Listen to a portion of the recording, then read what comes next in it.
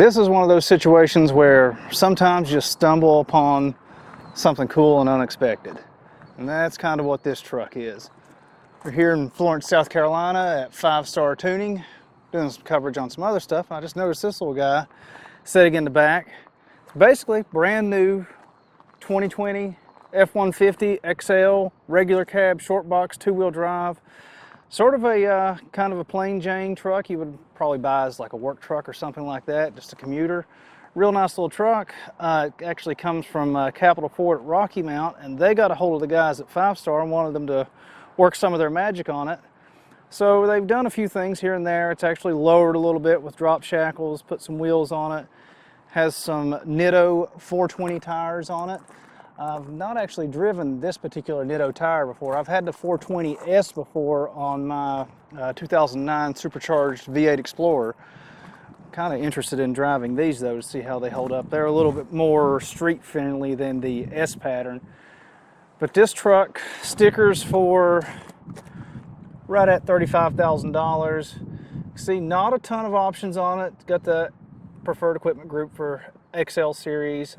Does have 2.7 EcoBoost, 355 locking axle, basic truck stuff, you know. Got the XL Sport Appearance package, which is nice because that gives you the painted bumpers on the XL instead of just having the regular black bumper. So this makes for a really nice looking little truck to run around in. But what's really special about it, besides the appearance mods, because the wheels do look good, they actually put some different headlights in it, and a grille, sort of an RTR style grille, and some better LED headlights because you don't get the good headlights on the lower trim F-150s, unfortunately. What's really neat is what's going on under the hood. They've installed a Mishimoto Intercooler. Got my cheat sheet here. Mishimoto Intercooler, S&B intake, an SBD downpipe with resonator, downpipe since it's a 2.7 liter V6. And the big thing is CNR Performance Stage 3 turbos. And of course some tuning. Now all that in a 2-wheel drive truck backed up by the 10R80. Very, very conservatively tuned because this is going to a dealership. They decided not to go nuts on it. They made, let me get my sheet out here. I think it's 452 horsepower and 400 pound-feet of torque. Conservatively tuned for 91 octane. They said they can easily go over 500 horsepower in this trim level if you wanted. But like we said, this is going to dealer stock. So they sort of just kept it very, very mild because you don't know who's buying this truck. It's not going to a specific customer. It's tuned with HP tuners and an N-gauge, and as you can see, it has the keys in it, so I'm going to take this thing for a ride. But before I do that, let's take a look underneath the hood and check out the turbo system. So you can see back through the bumper here, we got the Mishimoto Intercooler. And of course, big S&B intake, looks really nice. S&B uses good quality stuff too on their intakes. But there's a little 2.7 liter with stage 3 turbo upgrades. See the little turbos just hiding down there? Really nice stuff on this thing. And basically you got yourself a very nice 450 horsepower commuter truck. Run this thing around anywhere and get 30 miles to the gallon. Actually, it's probably better than 30 miles to the gallon. If you can keep your foot out of it, I would not doubt that you could get 33 miles per gallon out of this truck. I mean, it's very lightweight, 2-wheel drive, and the 2.7 liter EcoBoost gets fantastic mileage even in stock form. And what I've heard, and if you guys have heard any different or you can back up this claim, let me know. I've heard that with upgraded turbos, they actually get even a little bit better mileage than stock. So I think that's pretty interesting.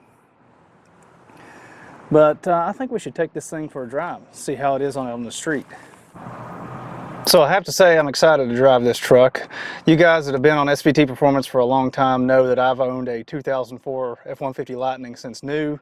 And these new trucks are sort of taking the place of the Lightning. You know, Ford hasn't produced a new Lightning F-150 since 2004. So guys have been building their own, and with this truck putting out 450 horsepower out of a 2.7 liter EcoBoost with really minimal mods, that's basically where my truck sits with a Kenny Bell supercharger upgrade and a few other things. I'm at like 480 horsepower. But I would say this truck would probably slaughter mine. At least it's probably at least a half-second faster in a quarter mile. Best I ever did was 12:25 at 112, and that was on drag radials and everything. And I'm definitely not a drag racer, and the truck doesn't have a drag setup. But even with just the mild mods this thing has on it, I'm sure it's already faster. But got the keys. Let's go for a ride. Seatbelts on for safety first.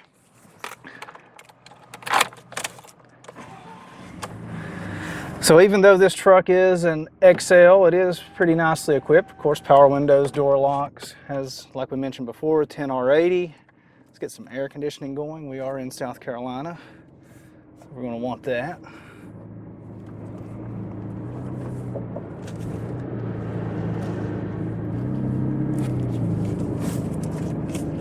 Got this big window sticker in my way over here, but looks like there's nothing coming, so we're good to go. First thing I can say is the throttle response is great. You can really feel the turbo start to come on, just barely partial throttle. Suspension's good and tight, not overly firm. You know, nothing special, but you know, they haven't really done a whole lot to the suspension. It's basically just stock with a set of shackles. You know, nice wheel and tire upgrade. And man, there's some traffic out today. But this is a really nice little setup. You got cloth seats. I'm a big fan of cloth seats in just a daily driver truck. Prefer them to leather, especially in the heat of the South. And really, for my purposes, for a daily driver, all I really want to see is power windows, door locks, air conditioning, and some a halfway decent sound system with sync, and this thing has all that. So this is really all I would need, and man, this thing is peppy. I'm talking more than just a little bit quick. Find a decent spot, and that looked like a good street back there. Let's check that one out. Do some wide open throttle action.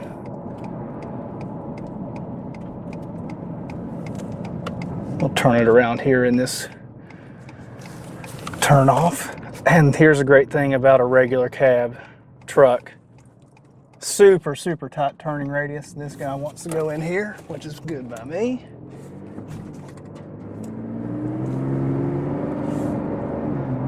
It is crazy how peppy this thing is. Of course, a lot of that has to do with the 10R80. That transmission just works fantastically.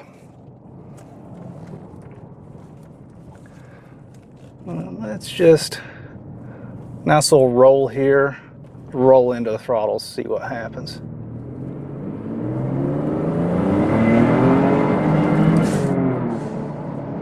As you can see, the traction control was doing everything it could to keep this thing from spinning. This thing has a ton of power. You can definitely feel that torque coming on. Wow. It's a very nice package.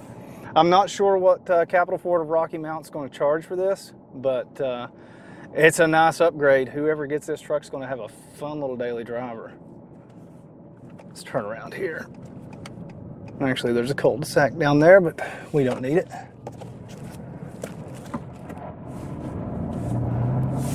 Just mash it here. I don't know if you can see the speedo, but let's do it. You got a little bit of traffic coming this way. Let the mailman get by.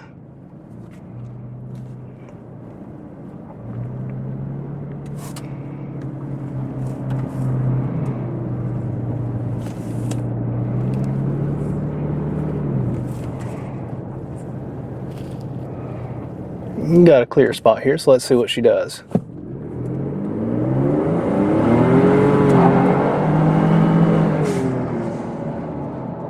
That was 55 with a lot of wheel spin right there. And like I said, the traction control is doing everything it can to keep this thing from spinning. And you know, with not even building any boost, just as soon as it starts getting into full boost, I mean, not building any boost off brake from a dead stop, when it hits the boost, it can break the tires loose on this thing. So really with this setup, these Nitto tires are nice and quiet, and they seem to handle pretty well. They look like they would be pretty good in the rain, but I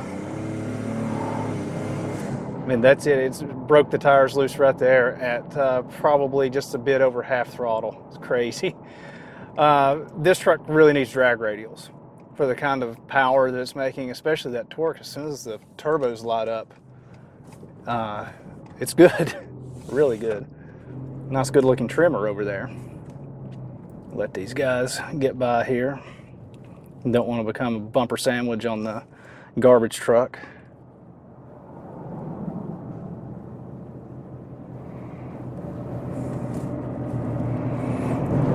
You spend 6 years getting your poli-sci master's degree, and then that guy's the essential worker. See how much you're actually needed. Not talking about anybody I know or anything.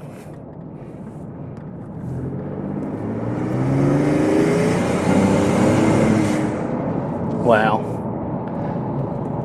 I would definitely like to try this with the hotter tune, but even with just this very mild version, Capital Ford or Rocky Mount's not going to have any trouble selling this thing.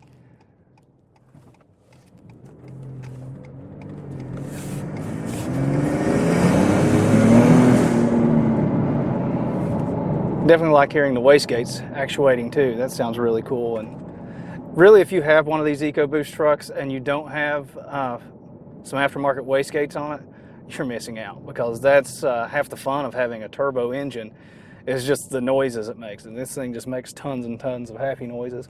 And again, I love having a regular cab just with a really tight turning radius. You wouldn't be doing this in a crew cab. That's great. This is a truck I would buy. I would own this thing. And, you know, they didn't have to do anything really nuts to get this level of power out of it. It's really nice. Pull out my cheat sheet here. When we pull back up to 5-star, we'll go over it again, of just the really mild amount of work that had to be done to get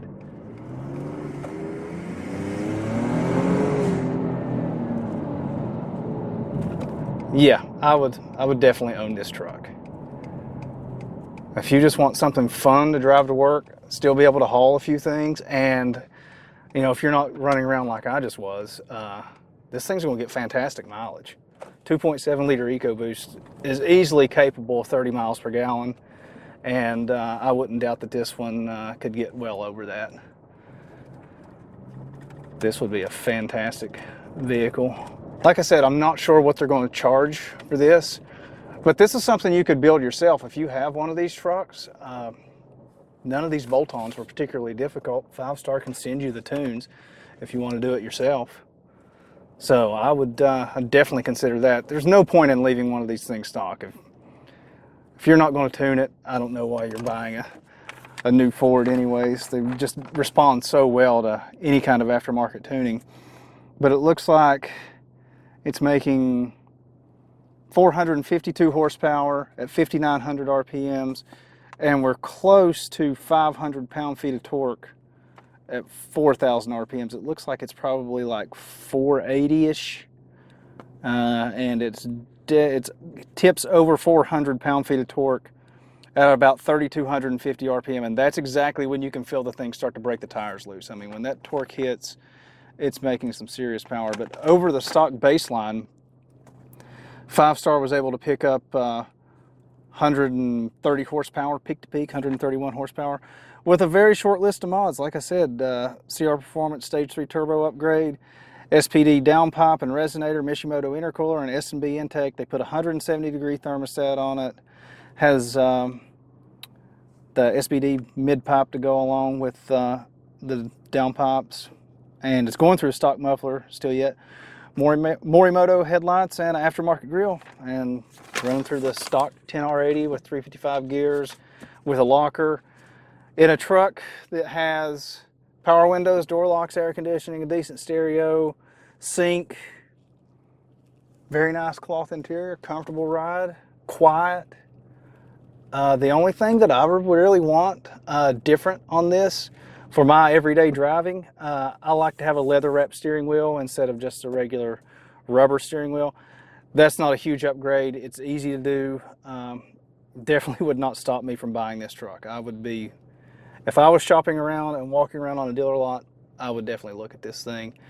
And if you want this particular truck, you might want to give Capital Ford of Rocky Mount a call, because I doubt it's going to last very long, because it is fun.